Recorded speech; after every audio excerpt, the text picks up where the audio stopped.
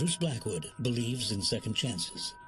He would meet somebody on the street and become their friend. He was just a great person that way. On the second and the third floor. That's where we need your expertise, huh, Luis? Expertise?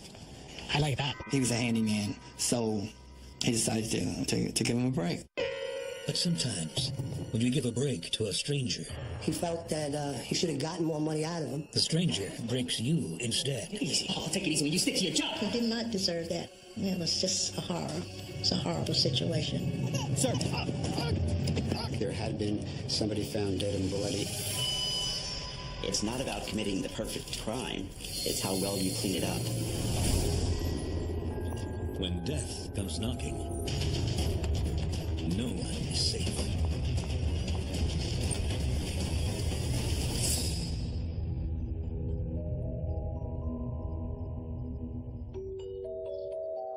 This Monday morning begins like any other for Bruce Blackwood as he gets ready for his 11 a.m. shift.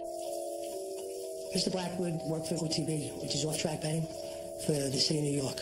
He was a manager of one of their branches. It was a restaurant where you could bet, eat, and have fun. He was a supervisor of that particular place. He was a pretty good employee. I don't know his attendance record, but he was very good in coming to work. Until now.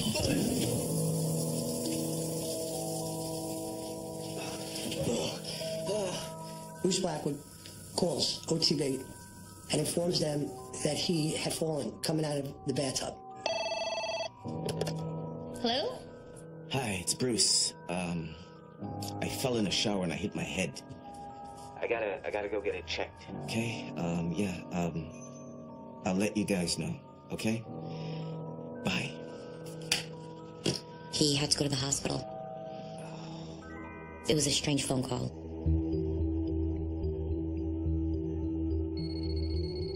By Wednesday, Bruce still hasn't returned to work, and nobody's heard from him. It's Diane again. Call me back? Mr. Blackwood had been missing now for 3 days, and his family and close friends were very concerned. One of them in particular was named Diane Smith. After failing to find him at his home in Queens, his close friend Diane Smith goes to check on him at the Brooklyn brownstone he's been renovating. But he's not there either. She sees Bruce's car, but instead of Bruce at the wheel, there are two strangers inside. Officer!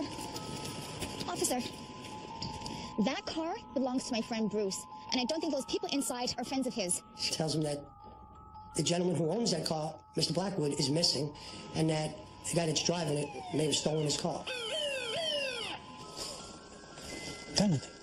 Calm down. It's okay. It's not a stolen car. We have the keys. He had given him the keys to the car and told him to move it from one side of the street to the other. Good afternoon, officer. What seems to be the problem? What's your name in connection to this vehicle? That woman over there says this car isn't yours. Yeah, this is Bruce Blackwood's car. I am Luis Perez, his building manager, and I live on the 3rd floor of that brownstone right there. This is Ira Malone. She lives on the 2nd floor. When was the last time you saw Mr. Blackwood? I haven't seen him in a couple of days, but I was just making sure that his car was parked okay. So that he didn't get a ticket for alternate side of the street parking. He works with Mr. Blackwood, ma'am. The story satisfies the police, but not Diane Smith. She knew something was wrong because Bruce wouldn't let anybody drive his car. He didn't loan his car to anyone. Diane calls Bruce's brother Ed to share her concerns. And they asked me, had you heard from my brother? Had you heard from Bruce? And I said, no. Look, I'm really worried. He's not here. We have to do something. So then, we took it to the next step, where I filed a missing persons report. He was a personable guy who had a lot of friends. We realized that he had not spoken to anybody in over 3 days. That was very, very unusual. We at that time really believed that foul play was involved in his disappearance. An investigation is launched, and the first step, getting to know Bruce Blackwood. Detective Pellin here. 2 years earlier, Bruce has retired from a 30-year career as a flight attendant. He was very cultured and had visited a lot of places. Bruce loved clothes. He loved music. He loved decorating. He wasn't rich, but I would say that as a single person with no children, that he was upper middle class. To keep it that way, instead of embracing retirement, he takes a new job at off-track betting. And he adds a sideline business to make even more money. He was an entrepreneur in real estate. He bought property, he invested money in his property, and he became a landlord. He'd always say to me, I'm not going to eat cat food when I get old. He was still young enough to work, so why not? His latest project is a co-op in the Bronx. The neighborhood was changing. Those were very grand apartments, but they were old, and a lot of them needed updating. Bruce gets the project started, but it's soon understaffed and over budget. Until fate intervenes. Is this one yours? Yeah, we were behind as always. Hey, it doesn't have to be like that. Luis Perez, I'm a handyman. You don't say. Work around here? Sort of. I'm looking after my mother. She lives in the area. It was a chance meeting on the street, and they struck up a conversation. Are you looking for help? Are you looking for work? Si, senor. Luis Perez had told Mr. Blackwood that he was trying to get his own apartment. Let's go take a look. Establish his business a little bit better. So he gave Luis Perez an opportunity to do a couple of small jobs at that particular brownstone.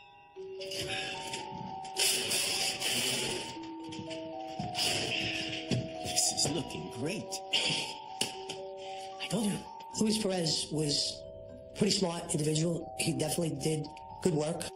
His skills in the construction industry were pretty good. We good? Oh, yeah. Bruce is impressed, both with the quality of the handyman's work and with the cost. My brother was tight with his money. He's a penny pincher. You know, he's a penny pincher. Mr. Blackwood had said that Perez was a hard-working guy. He, at that point, developed some kind of trust with Luis Perez. Looks pretty good out here. But on the inside, needs lots of work. On the first floor, we have a couple of old ladies. We're not going to bug them. But on the second and third floor, that's where we need your expertise, huh, Luis? Expertise? I like that. I believe they got along because each one was benefiting each other. Perez was going to moved in to be the custodian in the building and do all the repairs of 2 apartments. I believe that Bruce was going to pay him just a little bit of money, but he was going to live there in the building rent-free. He felt that Luis Perez could handle the projects that needed to be done. They needed to renovate the bathroom, the kitchen, and other parts of that particular apartment.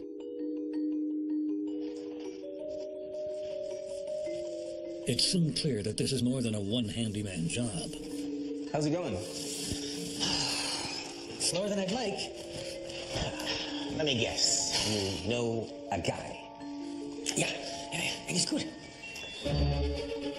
Bruce Blackwood may have just made a deal with the devil. Luis Perez couldn't do all the work by himself. I was getting very suspicious about him.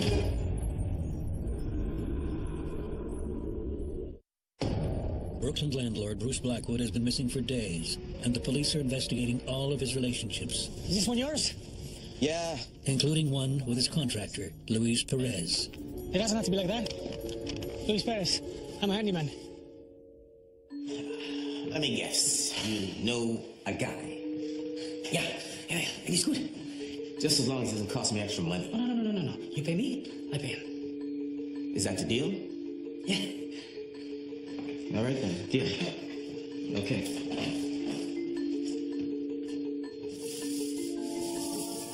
Luis sets out to find the cheapest possible laborers in the 5 boroughs. Oh, yeah. I got a paying gig. Are you handy? I am. I'm looking. Martin Fernandez. Call me Shorty. I can see why. When can you start? Now? Vamos. Martin Fernandez was a hard-working guy. He might have been bringing the sheetrock in, ripping down the walls. Shorty has had some hard times.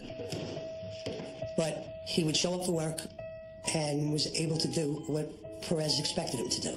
He and Perez hit off a friendship at that time. He actually met Mr. Blackwood, and Mr. Blackwood did not have a problem with him. Hey, fellas.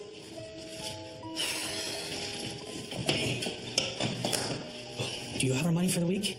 Not yet, but it's coming. It'll be here soon, okay, guys? Good job, boys. No, está bien. Yeah, sigue.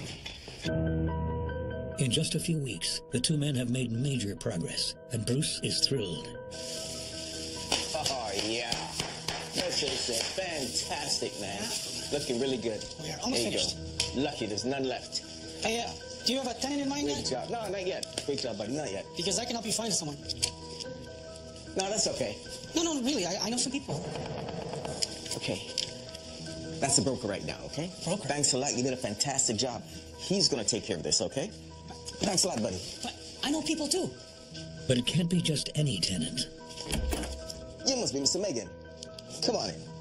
For Bruce, real estate is an opportunity to make money and to help people. Mr. Blackwood was trying to rent apartments to the city where they would place homeless people or homeless families that needed shelter, pretty much welfare housing, where the city would subsidize the rent for those individuals who were in need of a place to live. Looks good, huh? To qualify, the apartments have to be approved by a broker. When the broker came, he would have to inspect the apartment before he could lease it to someone, and he would make a commission off of it. I'm glad you like it. Come this way. I'll show you the bedrooms. The broker, Harry Megan, is thrilled to see the apartment is large enough for a whole family. Mr. Megan would make commissions depending on the amount of people that he placed into those apartments. The more people that he could put into the apartment, the bigger his commission was. But Megan isn't the only one trying to find a tenant for the second floor. Luis Perez goes to the city's homeless shelters to see if he can help speed up the process. The quicker that someone moved into the apartment, the faster they'd be able to receive money to pay the mortgage that Bruce was paying on the properties. Luis Perez very quickly finds someone to recommend for the large second-floor unit, an attractive young woman named Iris Malone. You know the mass shelters around the corner? I wouldn't know. Iris Malone was, say, in her late 20s. She had no children, and she was single. And apparently, Luis Perez and Iris Malone hit it off pretty good. I'm actually here looking for someone to take over a subsidized brownstone. Do you know anyone?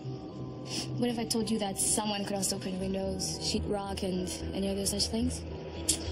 I'd say I'd like to meet that person.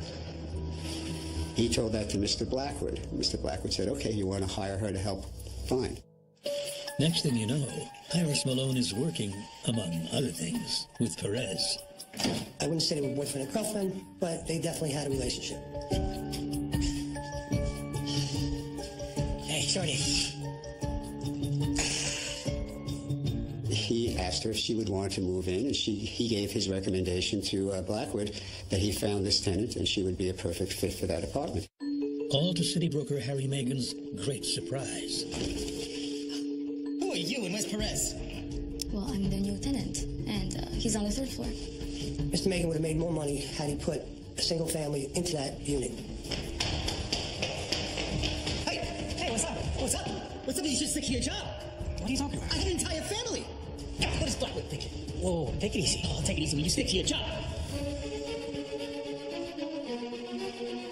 Blackwood.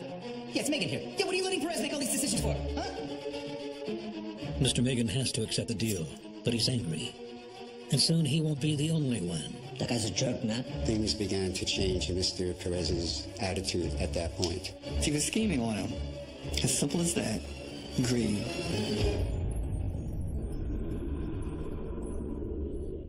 I'm glad you like it. Come this way. I'll show you the bedrooms.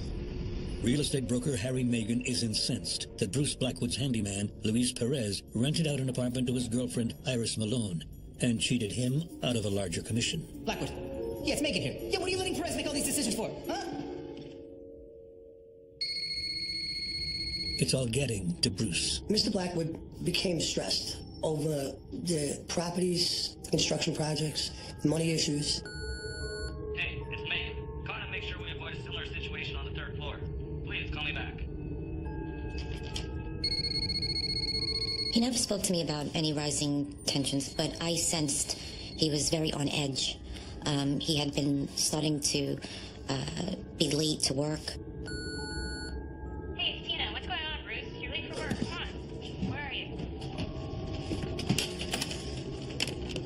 Hey, Tina. Yeah, everything's good. I'm on my way, okay? I'll be there shortly. I would ask him, Bruce, are you okay? And he'd be like, yeah, it's all good, girl. It's all good. And I'm like, okay, I'm here if you need me. I was getting very suspicious about him because he had been acting a little strange, like very stressed out. Bruce isn't alone in acting strangely. Hey, Chica! We're going to lay some pipe today? Huh? Iris Malone, the tenant who moved into the second floor apartment, was actually using Luis Perez for her benefit, and it worked. She got the apartment, and she really wanted to cut off the relationship she had with him. She really wasn't interested in him, and she was now living in the second floor apartment, and she kind of spurned his advances. Luis is brokenhearted and just plain broke. Hey, hombre, you look like somebody just ripped you off. Which reminds me, you got any money for me? What? No, not yet. Hey, come on. I don't know whether or not he was consistently paid on time, but then he began to complain that he was not getting enough money. It's Bruce, hombre. He doesn't pay me enough to cover both of us. Luis Perez was upset that he was not getting what he deserved for the work that was completed, and the fact that he rented the apartment. That guy's a jerk, man.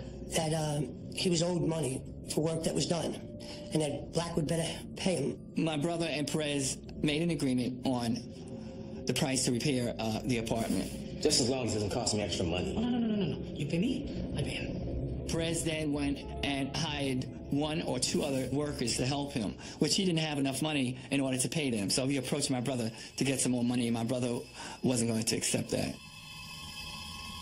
Weeks later, Bruce gives the guys a chance to earn money in other ways. All right, fellas.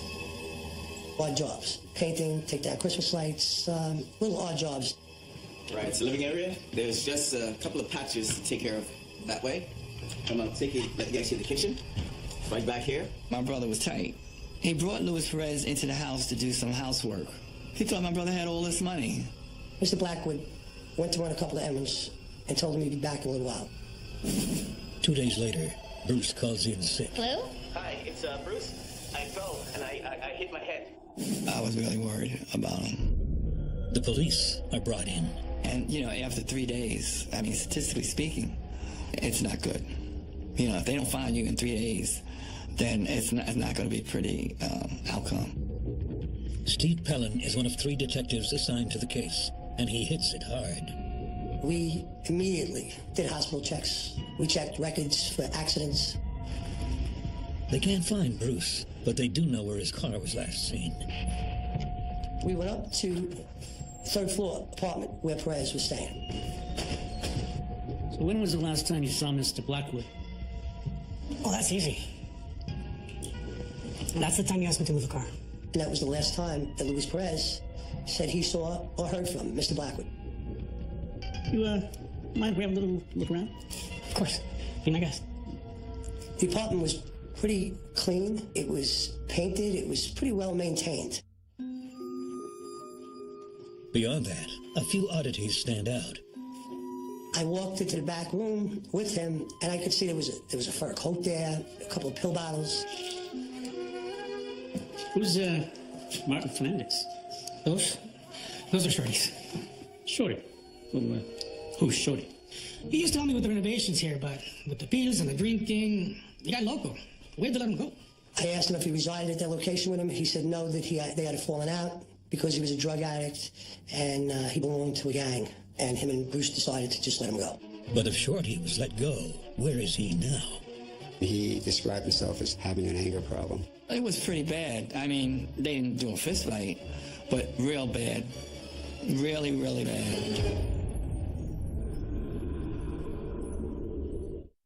Brooklyn landlord Bruce Blackwood has been missing for days. It's Bruce. I fell in the shower and I hit my head. As police investigate, they learn about Martin Shorty Fernandez, a handyman that Bruce may have just fired. Who's, Martin Fernandez? He used to help me with the renovations here, but with the pills and the drinking, he got local. We had to let him go. Seeking more concrete evidence, Detective Steve Pellin heads out to Bruce's home in Queens to talk to neighbors. One of whom has quite the story to tell. Ready to get to it, guys? Oh, we're ready, but we're not square. What do you mean? What he means is he can't pay me at your rates. What? Your business is with him, not me. Louis, you agreed to these rates.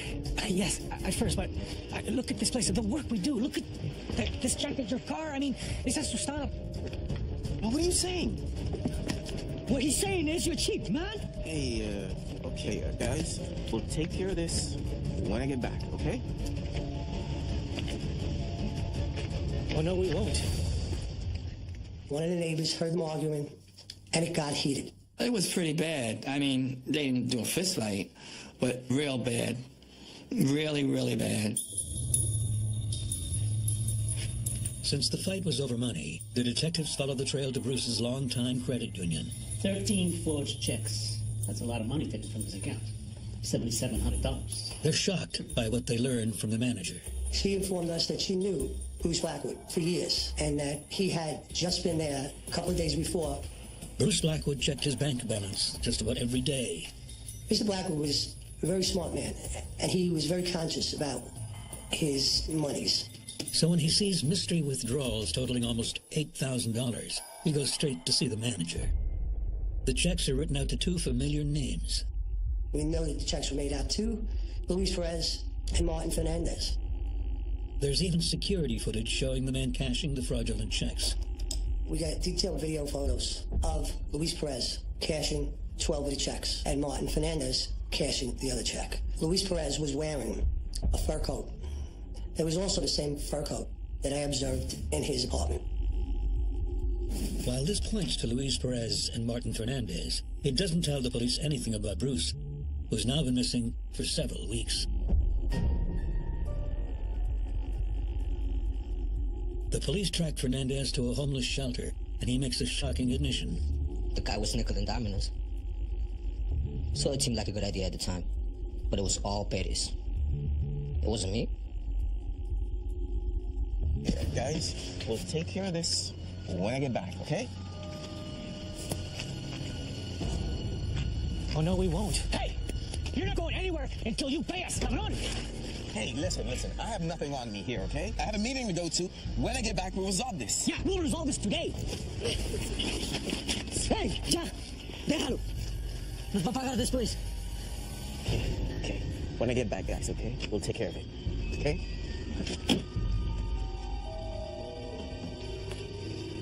No more foolish, Shorty. He's going to pay us today.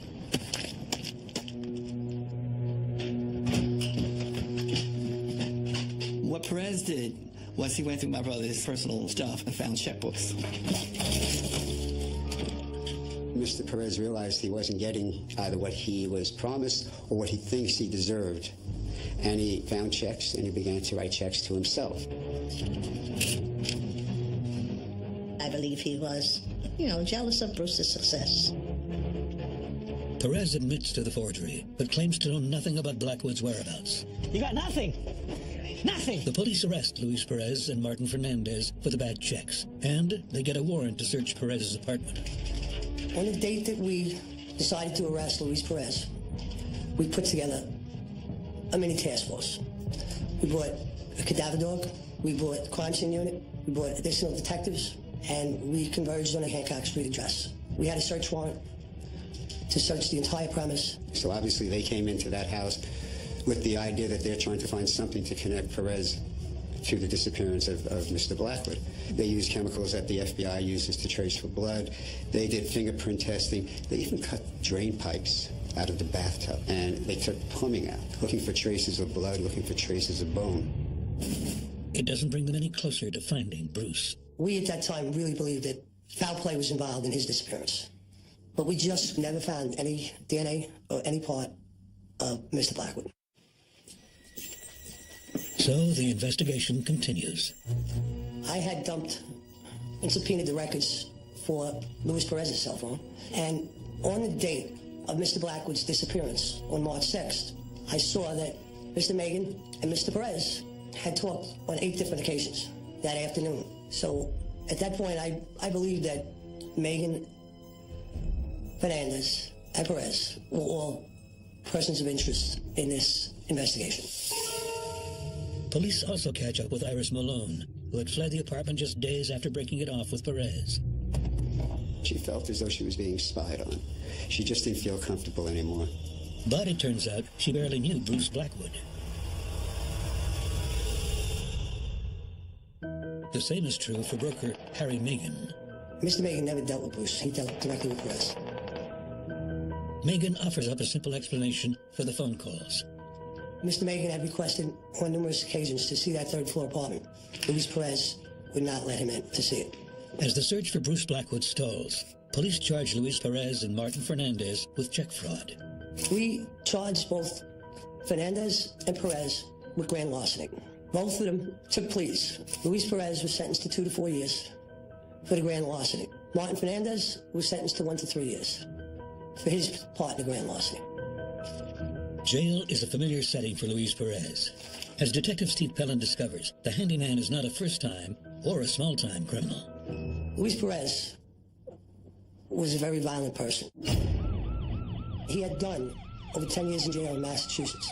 He was convicted of kidnapping his daughter.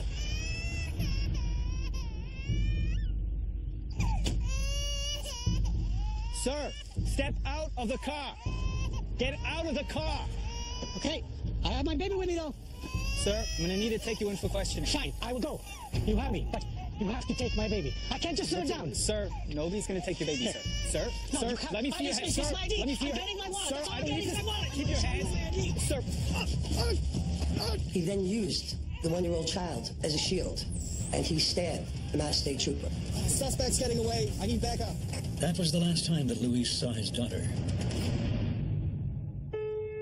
For the next year, as Perez and Martinez sit in jail, Bruce's friends and family do their best to cope. We were praying for his soul, and we didn't have a body, so we were saying goodbye to his soul and praying that he was at peace. The case goes cold. They did not have a body, and then nobody wanted to touch it. You know, they, as in terms of the cold case people, they gave up on it. Yet Bruce's brother Ed doesn't give up, and neither does Detective Steve Pellin. When I retired from the New York City Police Department, I took a copy of this case folder because it meant a lot to me. It bothered me because Ed Blackwood was distressed that his brother had disappeared and no one seemed to care. Until one newspaper article changes everything. The police told her, we know who you are, we know who your father is. Now we figured he's out of the limelight. These people will start talking to us.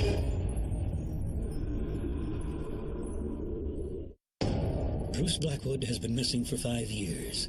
Police are never able to find him or his body. Until a newspaper article helped spark new interest in a very cold case. And a strange daughter of Bruce Blackwood's former handyman happens to read it. Not the little girl that Luis Perez kidnapped, but another daughter he'd abandoned years before. After the article was featured in paper, Ingrid Perez read the article, takes it upon herself to go to the police department. Luis Perez has served his time for the grand larceny and is again a free man. And out of nowhere, he showed up and he befriended her again. And in befriending her, Luis Perez starts to boast about many things, including getting away with murder. Ingrid Perez took it upon herself to actually take record her father confessing to this murder. I can't really say exactly why, but I believe that she was trying to do the right thing. He's just showing off. Like he can get away with murder. Problem is, the tapes are very hard to understand. It scares me. You could hear a lot of background noise just crumbling. You could hear airplanes. You could hear sirens. She was given another tape recorder. As Ingrid cues up the recording device and prepares to solicit a second confession from her dad, the case is reopened. We brought in Martin Fernandez. Perez? He really had it in for Bruce. He was loco, man. Look, talking about threatening him, robbing him, making him give us his PIN number. He resides in Massachusetts now. He no longer does drugs. And he went into detail as to what Perez's intentions were to do to Mr. Blackwood. He wanted me to help him, hurt him, kill him. We tie him up. We take his PIN. And if he doesn't cooperate... Well, you're crazy, man. Yo, if the cops find out, I just don't say a word. entiendes? Shorty believed Perez would either kill him or have him killed if he said anything. In time, Iris Malone is also ready to tell all to the cold case squad.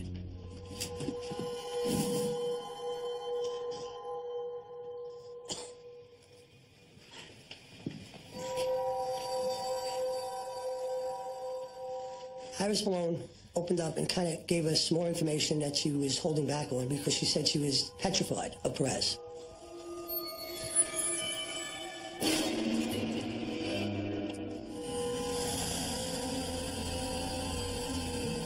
If you tell anyone about this, you will be next. Go!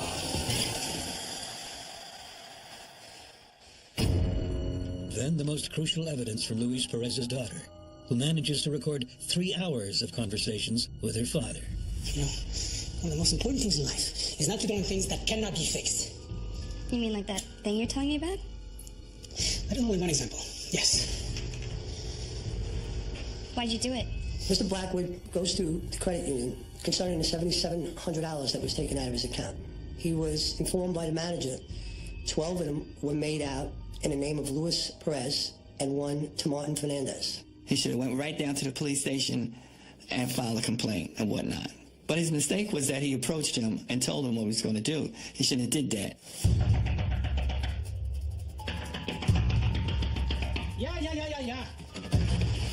This was you. He was coming after me with accusations of bunk checks. He was going to call the police and send me to jail. I was not going back to jail. Okay? You're going to jail. No, I'm not. Hey, okay. Take it easy. Get your phone. You're calling in sick today. Do it now. Okay. Hi, it's Bruce. The last phone call he made was made from his cellular phone, not his house phone. He did not fall in the bathtub. He was probably being beaten at that point by Luis Perez. The only outlet he saw was to kill Bruce Blackwood. So we struggled. I knocked him down. I put my hands around his neck and I squeezed. I squeezed and squeezed and then snap. It was over. And what did you do with the body? I took the body to the bathtub.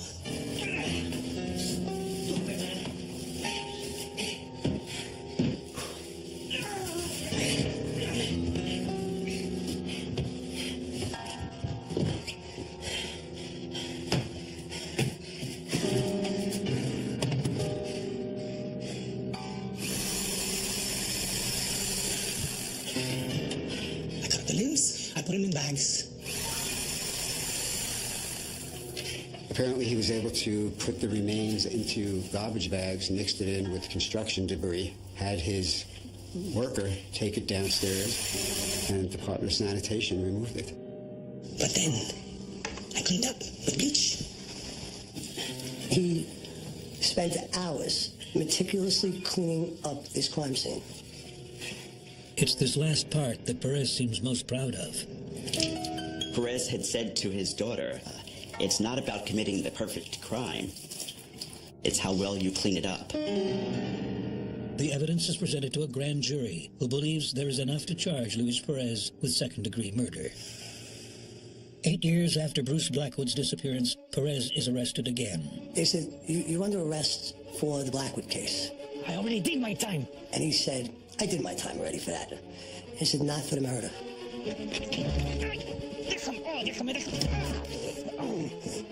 And a year later, Luis Perez is found guilty of second-degree murder and sentenced to 25 years in prison. When I found out that he had dismembered him, I mean, that really tore me to pieces. Then I realized that I was dealing with a monster. Even the judge said, you convicted yourself to tell your daughter that you killed my brother. And you can't imagine.